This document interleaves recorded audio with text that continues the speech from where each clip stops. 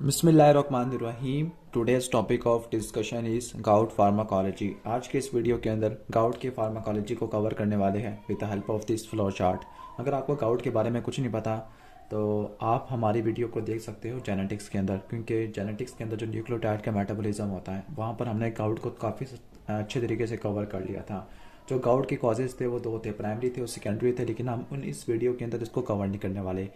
Basically आपने ये समझना है कि गाउट के अंदर जिस कंपाउंड का लेवल ज़्यादा हो जाता है उसका नाम है यूरिक एसिड। यूरिक एसिड जब जॉइंट के ऊपर डेपोजिट होना शुरू हो जाएगा तो ये इन्फ्लेमेशन को एक्टिवेट कर देगा। आपको पता है कि इन्फ्लेमेशन के अंदर हमारे सेल्स न्यूट्रोफिल और मैक्रोफेजेस आना शुरू हो जाते हैं। एक्यूट और क्रॉनिक दोनों टाइप की इन्फ्लेमेशन होती है। एक्यूट के अंदर न्यूट्रोफिल और क्रॉनिक के अंदर मैक्रोफेजेस होते हैं। इन शॉर्ट इस इन्फ्लेमेशन जो कि यूरिक एसिड के क्रिस्टल की वजह से थी जॉइंट्स के अंदर, फिंगर्स के अंदर, टॉस के अंदर, ठीक है, तो इसकी वजह से मैक्रोफेजेस और न्यूट्रोफिल हमारे टिश्यू को डिस्ट्रॉय करना शुरू कर देते हैं, इन्फ्लेमेशन करवा देते हैं टिश्यू की, जिसको आर्थराइटिस बोलते हैं। तो गाउट के अंदर जो बेसिक पैथोलॉजी होती है, गाउट के अंदर सीरम यूरेट का लेवल बढ़ जाता है। तो हमने करना क्या है, हमने इन्फ्लेमेशन को ट्रीट करना है और जो यूरेट के लेवल को या यूरिक एसिड के लेवल को कम कर देना है। या तो हम यूरिक एसिड के प्रोडक्शन को कम कर सकते हैं, या फिर यूरिक एसिड के एलिमिनेशन को बढ़ा सकते हैं, या यूरिक एसिड के कैटाबॉलिज्म को बढ़ा सकते हैं। ठीक हो गया, ओके। और आपको पता है कि गाउट की फार्माकोलॉजी को पढ़ने के लिए, यानी गाउट को हम दो में डिवाइड कर देते हैं, एक्यूट अटैक ऑफ गाउट और दूसरा chronic gout. Acute attack of gout के अंदर हम जो ड्रग्स यूज़ करते हैं वो बेसिकली एंटी इन्फ्लेमेटरी होती है, और क्रॉनिक या प्रोफाइलैक्सिस के तौर पर प्रिवेंशन ऑफ गाउट अटैक, इसको मिनिमाइज़ करने के लिए जो ड्रग होती है वो क्रॉनिक लेवल पे जो काम करती है वो एंटी इन्फ्लेमेटरी होती है। और कुछ ऐसी होती है जो यूरिक एसिड की प्रोडक्शन को कम कर देती है, कुछ ऐसी होती है एलिमिनेशन को और कैटाबॉलिज्म को बढ़ा देती है। ठीक है, तो एक्यूट की ड्रग ये होती है, क्रॉनिक की ड्रग ये होती है, ओके। ठीक है, तो सबसे पहले हम स्टार्ट करते हैं एक्यूट की ड्रग होती है, उसमें एंटी इन्फ्लेमेटरी तीन लिखे हुए हैं यहाँ पर। एनसेड, एनसेड में भी एंटोमेथासिन इस्तेमाल होती है। ग्लूकोकॉर्टिकॉइड में भी आपने प्रेडनिसोलोन का नाम याद रखना है। इसके बाद है कॉल्चिसिन। जो कॉल्चिसिन होती है एक्यूट और क्रॉनिक गाउट दोनों को ट्रीट करने के लिए इस्तेमाल होती है। जब भी कॉल्चिसिन को मैंने दोनों साइड पर लिखा हुआ है, ठीक है, ओके। तो स्टार्ट करते हैं यहाँ से एनसेड से और ग्लूकोकॉर्टिकॉइड और कॉल्चिसिन से, जो एक्यूट गाउट के अंदर आ जाती है। ठीक है, आपको पहले से पता है कि जो एनसेड के अंदर जो ड्रग इस्तेमाल होती है वो एंडोमेथासिन। एनसेड साइक्लोऑक्सीजिनेज एंजाइम टाइप 1 और टाइप 2 दोनों को ब्लॉक कर देती है, लेकिन जो इंडोमेथासिन होती है ये रिवर्सिबल काम करती है, एस्पिरिन रिवर्सिबल काम करती है। एस्पिरिन को हम इस्तेमाल नहीं करते, हम इंडोमेथासिन से काम चलाएंगे। जब इंडोमेथासिन होगी साइक्लोऑक्सीजिनेज एंजाइम को ब्लॉक कर देगा। इसी तरह जो ग्लूकोकॉर्टिकॉइड्स होते हैं, phospholipase A2 cyclooxygenase enzyme, platelet activating factor, ये वाले दूसरे मैकेनिज्म थे जो एंडोक्राइन फार्माकोलॉजी में कवर कर चुके हैं, उनको इनहिबिट करना शुरू कर देते हैं। इन दोनों की वजह से प्रोस्टाग्लैंडिन की तादाद, यानी जो प्रोस्टाग्लैंडिन कम होना शुरू हो जाएगी, प्रोस्टाग्लैंडिन, उसकी वजह से ल्यूकोट्राइन का लेवल भी कम होना शुरू हो जाएगा। ग्लूकोकॉर्टिकॉइड की वजह से साइटोकाइन्स की प्रोडक्शन में कम से कम हो जाती है।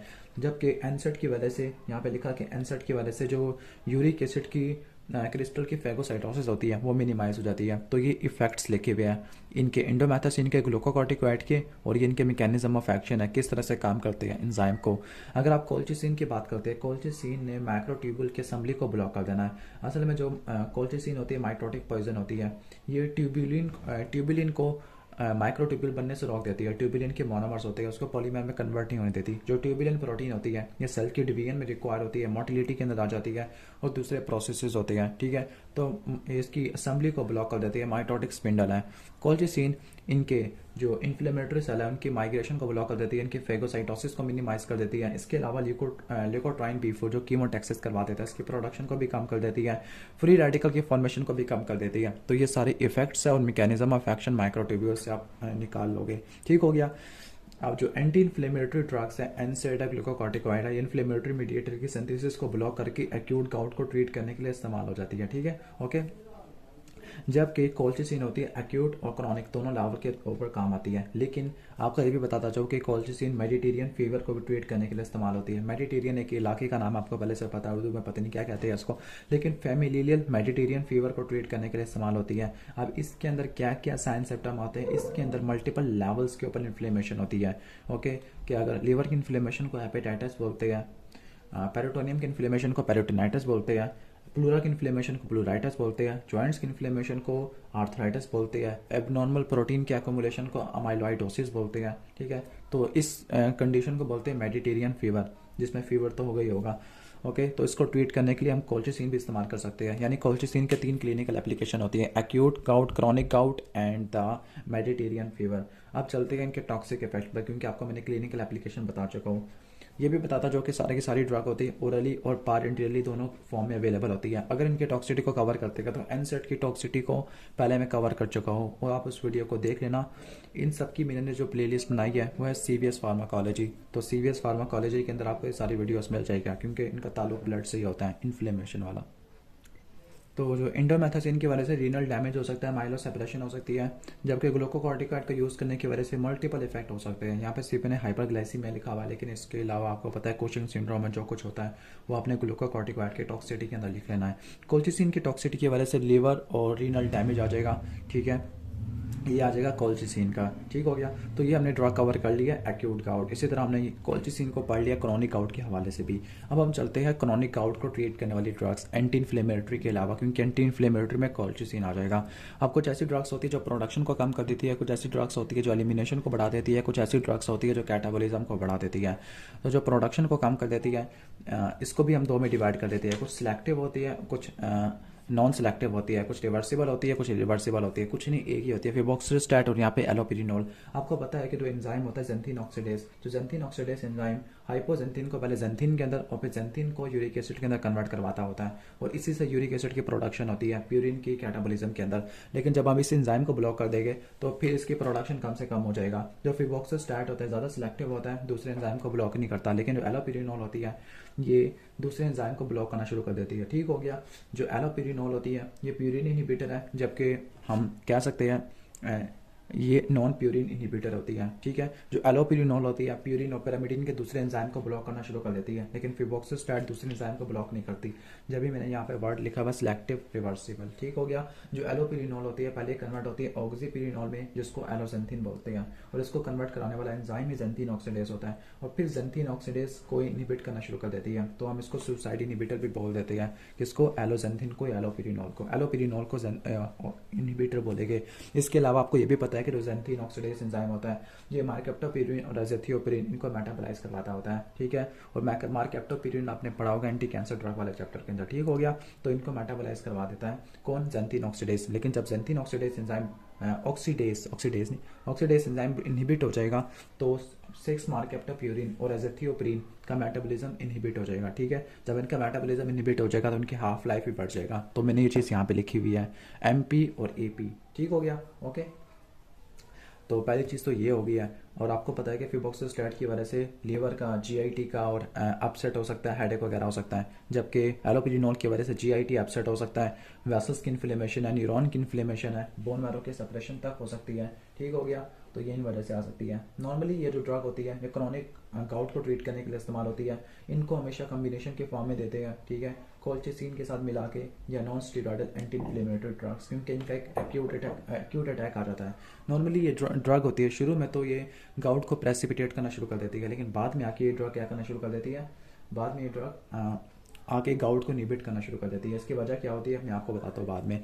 और एलोपिरिनोल का एक स्पेसिफिक यूज़ भी आ गया है। एक एलोपिरिनोल का एक और स्पेसिफिक यूज़ ये है कि कैंसर कीमोथेरापी में भी इस्तेमाल होती है एडजुवेंट थेरापी के तौर पर, क्योंकि कैंसर के अंदर जब ज़्यादा सेल डिस्ट्रॉय हो जाएगा तो फिर ज़्यादा DNA टूटेगा, ज़्यादा न्यूक्लियोटाइड के कैटाबॉलिज्म होगा, ज़्यादा यूरिक एसिड प्रोडक्शन होने के चांसेस हो सकते हैं। तब हम इसको कैंसर कीमोथेरापी में एडजुवेंट थेरापी के तौर पर इस्तेमाल करते हैं, प्रोफाइलैक्सिस के तौर पर इस्तेमाल करते हैं गाउट को प्रिवेंट करने के लिए। अब इसके बाद नेक्स्ट ड्रग है एलिमिनेशन को बढ़ाने वाली। आपको पता है कि जो यूरिक एसिड की एब्जॉर्प्शन भी होती है और सिक्रेशन भी होती है, 90% जो फिल्टर होता है वो प्रोक्सिमल ट्यूब्यूल में रीअब्जॉर्ब हो जाता है। ठीक हो गया, ओके। तो अब होता क्या है, ये जो ड्रग होती है यूरिक एजेंट होती है, ये रीअब्जॉर्प्शन को मिनिमाइज कर देती है प्रॉक्सिमल ट्यूब्यूल में। इसके अंदर ड्रग आती है प्रोबेनिसिड एसिड सल्फिनपैराजोन, लेकिन इनकी एक कहानी कुछ हो रहा है। अब नॉर्मली लो डोजेस के अंदर ये खुद compete करना शुरू कर देती है किसके साथ, यूरिक एसिड की, यानी पहले लो डोजेस में अगर हम इस्तेमाल करते हैं तो यूरिक एसिड की सिक्रेशन के साथ compete करना शुरू कर देती है। जब कंपटीशन बढ़ जाएगा सिक्रेशन के लिए तो सिक्रेशन कम से कम होगी। जब सिक्रेशन कम से कम होगी तो शुरू में इनिशियली लो डोजेस के ऊपर ये प्लाज्मा के अंदर यूरिक एसिड के लेवल को बढ़ा देते हैं। इसके अलावा ये पेनिसिलिन और मिथोट्रिक्सेट के लेवल को भी बढ़ा देते हैं, इनकी सिक्रेशन को भी ब्लॉक कर देते हैं। लेकिन जब इनकी कंसंट्रेशन हाई होती है तब ये रीअब्जॉर्प्शन को मिनिमाइज करेंगे। इन शॉर्ट ये सिक्रेशन और रीअब्जॉर्प्शन दोनों को इनहिबिट करते हैं। जब सिक्रेशन शुरू में इनहिबिट होती है, रीअब्जॉर्प्शन बाद में इनहिबिट होती है। ठीक है, तो इनके एक्यूट अटैक को मिनिमाइज करने के लिए हम इनको कोल्चिसिन या एंडोमेथासिन के साथ मिला के देते हैं। इसके अलावा आपको ये भी पता है कि चूंकि ये सल्फोनामाइड ड्रग्स होती है, इनके अंदर जो सल्फोनामाइड न्यूक्लियस होता है, तो अगर इनके अगेंस्ट एलर्जी आ जाती है या किसी का में डायूरेटिक के अगेंस्ट एलर्जी है, तो इनमें भी एलर्जी आ सकती है, क्योंकि डायूरेटिक्स में जो होती है, कुछ डायूरेटिक ऑस्मोटिक डायूरेटिक होती है, कार्बोनिक एनहाइड्रेस इनहिबिटर होती है, थायरोजाइड डायूरेटिक्स होती है, एंटी माइक्रोबियल ड्रग्स है, ओरल हाइपोग्लाइसेमिक ड्रग है, उनके अंदर भी सल्फोनामाइड न्यूक्लियस है, इनके अंदर भी सल्फोनामाइड न्यूक्लियस है। तो अगर किसी को उनसे एलर्जी होगी तो इनसे भी क्रॉस एलर्जेनिसिटी हो सकती है। ठीक है, अब इसके बाद लास्ट है कैटाबॉलिज्म को बढ़ाने वाली ड्रग। नॉर्मली मैमल्स दूसरे मैमल्स के अंदर ह्यूमन के अलावा इनके पास एक एंजाइम होता है यूरिकेस, वो यूरिक एसिड को तोड़ता होता है एलेंटोइन के अंदर। एलेंटोइन सॉल्युबल कंपाउंड है, वो किडनी से आसानी से एलिमिनेट हो जाता है, लेकिन जो रिकॉम्बिनेंट फॉर्म होती है इस एंजाइम की उसको बोलते हैं पैग्लोटिकेस। इसको भी यूज़ किया जाता है, लेकिन इसको जब यूज़ करते हैं जब गाउट क्रॉनिक हो, रिफ्रैक्टरी हो, किसी और ड्रग से ठीक ना हो रहा हो।